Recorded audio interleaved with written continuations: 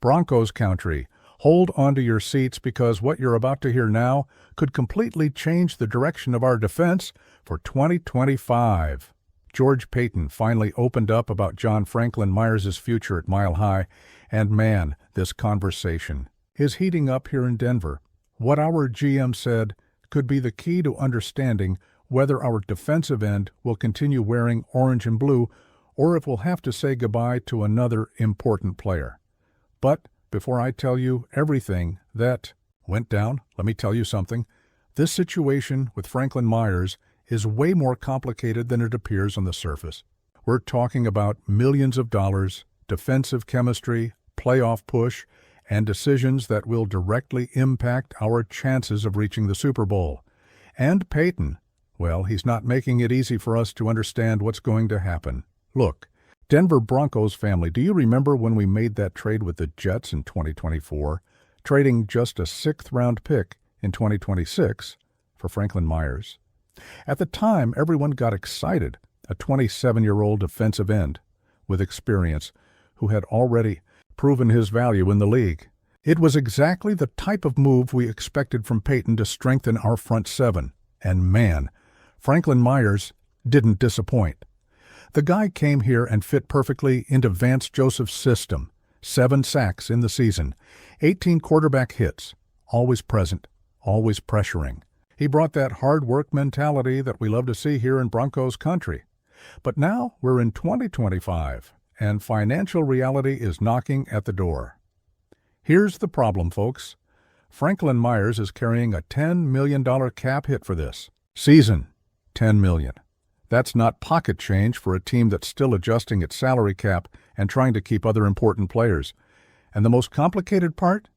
If the Broncos decide to cut him before June 1st, we save $7 million in salary cap space. $7 million that could be used for other team needs. But that's where George Paton's statement comes in that's got everyone's hair standing on end. In our GM's words, contract extension negotiations haven't started yet, but he was very clear. The door isn't closed for Franklin Myers to continue in Denver. That's right, family, the door isn't closed. Do you understand what this means? Paton is keeping all options open. He's not saying he's going to cut the guy, but he's also not guaranteeing he'll extend the contract. It's that classic experienced GM move. Keep all the cards close to your chest until the right time to play them. And look, this makes complete sense when we think about Paton's philosophy. Since he arrived here, our GM has always been very calculated with contract extensions. He doesn't usually make moves until after the draft, always analyzes the market, always evaluates all variables. And with Franklin Myers, it won't be any different. But let's be realistic here, Broncos country. Franklin Myers isn't just another player on our roster. The guy has become a fundamental piece of our defensive line. He's not the most explosive pass rusher in the league, but he's consistent. He's reliable. He's the type of player you know will show up every Sunday ready to work. And there's another important factor in this whole equation: chemistry. Franklin Myers is already integrated into the system, already knows Vance Joseph's schemes, already has that chemistry with the other defensive linemen. Trading a player like that for a draft rookie or a free agent is always a risk.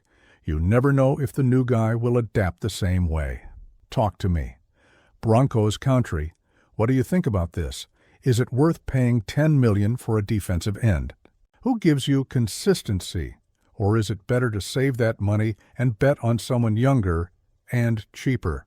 Now let's think about the timing of this whole situation. We're in the middle of the offseason, the draft is coming, free agency is happening, and Paton needs to make this decision soon. If he's going to cut Franklin Myers, he needs to do it before June 1st to maximize the cap savings. If he's going to extend, he needs to start negotiations so he doesn't leave the player in an uncomfortable situation. And there's another point you need to consider. Franklin Myers has already missed some voluntary OTAs recently, and everyone knows that when a player in a contract year starts missing voluntary practices, it's usually because he's waiting for a resolution about his future. The guy wants to know if he's staying or if he needs to prepare to look for another team. Sean Paton, when asked about these absences, was pretty calm, said he wasn't worried. But you know how coach speak is, right? Payton will never publicly admit that a contract situation is affecting a player's presence at practice. Let's analyze the possible scenarios here, family. First scenario, the Broncos decide to cut Franklin Myers to save the $7 million. In this case, we need to find a replacement, whether in the draft or free agency. It's risky, but it frees up money for other needs. Second scenario, we extend Franklin Myers' contract for a few more years, reducing the 2025 cap hit and guaranteeing stability on the defensive line. It's the safest play, but also the most expensive long-term. Third scenario, we keep him for the current contract year, pay the $10 million, and evaluate the situation at the end of the season. It's a middle ground, but keeps all options open for the future. And you know which scenario I think Payton will choose? I have a theory, Denver Broncos family. I think our GM is going to wait to see how the draft unfolds.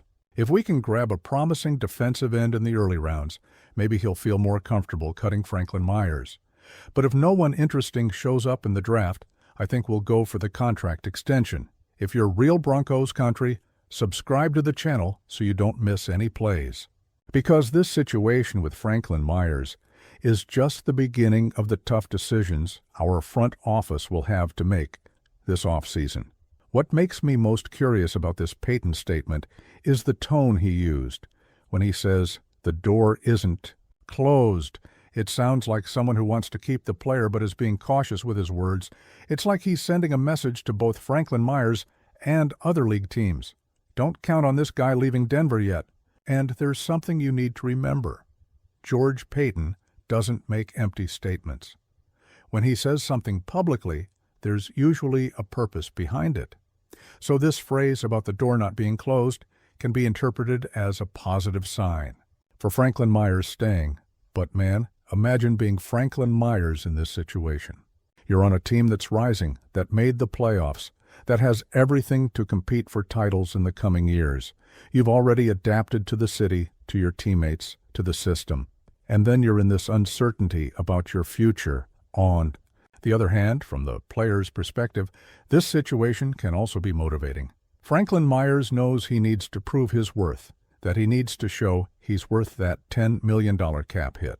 And motivated players usually perform better, especially in contract years. The truth is that this situation with Franklin Myers is a microcosm of the decisions successful teams need to make. When you're building a contender, you need to balance talent, chemistry, youth, and salary cap. It's not easy, and that's why GMs like Payton earn the salaries they earn. One thing I admire about Payton's approach is that he never rushes. Remember the extensions for Courtland Sutton and other important players? He always waited for the right moment, always evaluated all variables. And with Franklin Myers, it won't be any different. And there's another aspect of this situation you need to consider: the defensive end market. If we cut Franklin Myers, what are the available alternatives? Free agency is getting more expensive, and finding a consistent pass rusher isn't an easy task. Sometimes it's better to pay a little more for someone you already know than to bet on the unknown. Did you see that some analysts even put Franklin Myers as the #1 candidate to be released by the Broncos? This shows how his situation is on everyone's radar. But Payton's statement indicates that these predictions might be premature. And look, Franklin Myers isn't just a pass rusher. The guy is solid against the run too. He's disciplined, rarely commits silly penalties. These intangibles also count when making roster decisions.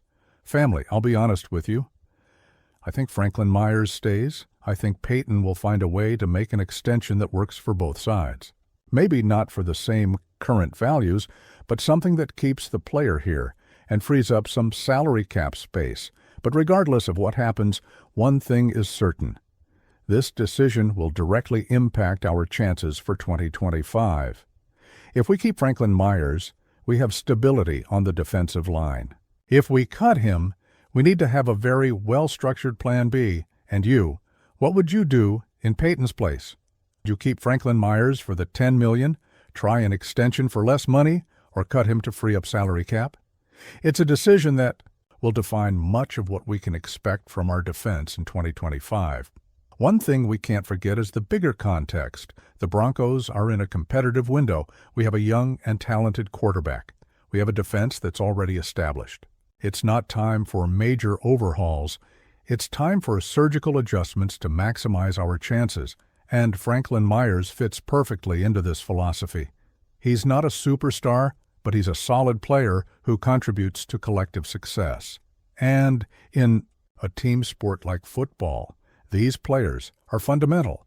Payton's statement also shows he's being transparent about the process. He's not creating false expectations. He's not throwing up smokescreens. He's being direct. We haven't started negotiating yet, but we're open to the possibility. This transparency is important for both the player and the fans. Franklin Myers knows where he stands, knows he has a chance to stay if conditions are right. And we Broncos country know our GM is evaluating all options before making a decision. And there's a detail we can't ignore: the chemistry between Franklin Myers and other defensive linemen. Did you see how quickly he meshed with the rest of the front seven when he got here? That quick adaptation isn't common, and losing that would be a shame. Besides, Franklin Myers came here practically for free. A sixth-round pick in 2026 is almost nothing in the NFL world. If he leaves now, it'll only be for financial reasons, not for performance or fit. And look, 7 sacks and 18 QB hits aren't spectacular numbers, but they're solid numbers for a defensive end who isn't the team's primary pass rusher. Franklin Myers did what was asked of him, fulfilled his role in the system. The question now is it worth paying $10 million for this type contribution? It's a question each team would answer differently, depending on their salary cap situation and other needs. But for a team like the Broncos, which is trying to maximize its competitive window, maintaining stability might be more important than saving a few million, especially when you consider the risk of having to replace a player who's already integrated into the system. So, Denver Broncos family, what do you think will happen? Will Payton surprise everyone with a creative extension? Will he keep Franklin Myers for the current year and reevaluate later? Or will he make the tough decision to cut him to free up salary cap? One thing is certain: whatever the decision, it will have a direct impact on our success in 2025. And, as always, we trust Payton to make the right decision for Broncos country's future.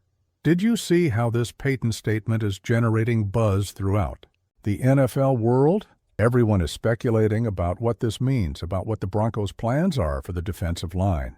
And this shows Franklin Myers' importance in the current context of the team. And there's another interesting point. If the Broncos are really considering keeping Franklin Myers, this might indicate they're satisfied with the rest of the defensive line.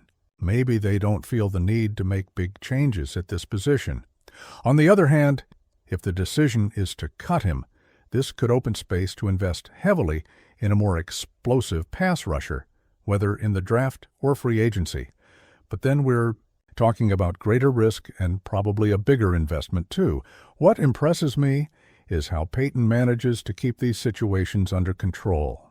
He doesn't allow leaks, doesn't create unnecessary drama, just works behind the scenes and makes decisions when he thinks it's the right time. And that's an important quality in a GM. Stay calm, evaluate all variables, don't get pressured by external opinions or artificial timelines. Payton has his own rhythm, and so far it's worked well for the Broncos family. Regardless of what happens with Franklin Myers, one thing I'm sure of: Payton will make the decision thinking about the team's long-term good. He's not impulsive. He's not emotional. He's calculating and strategic, and maybe that's exactly the approach we need in this situation. There's no rush to make a hasty decision. We have time to evaluate all options, to see how the market develops, to better understand what alternatives are available. So, Broncos country, what would you do in this situation? Comment below, hit like if you want Franklin Myers to stay, share with friends who root for other teams so they can see how we do things here in Denver. And until the next video with more news from our beloved Denver Broncos. And as always, go Broncos!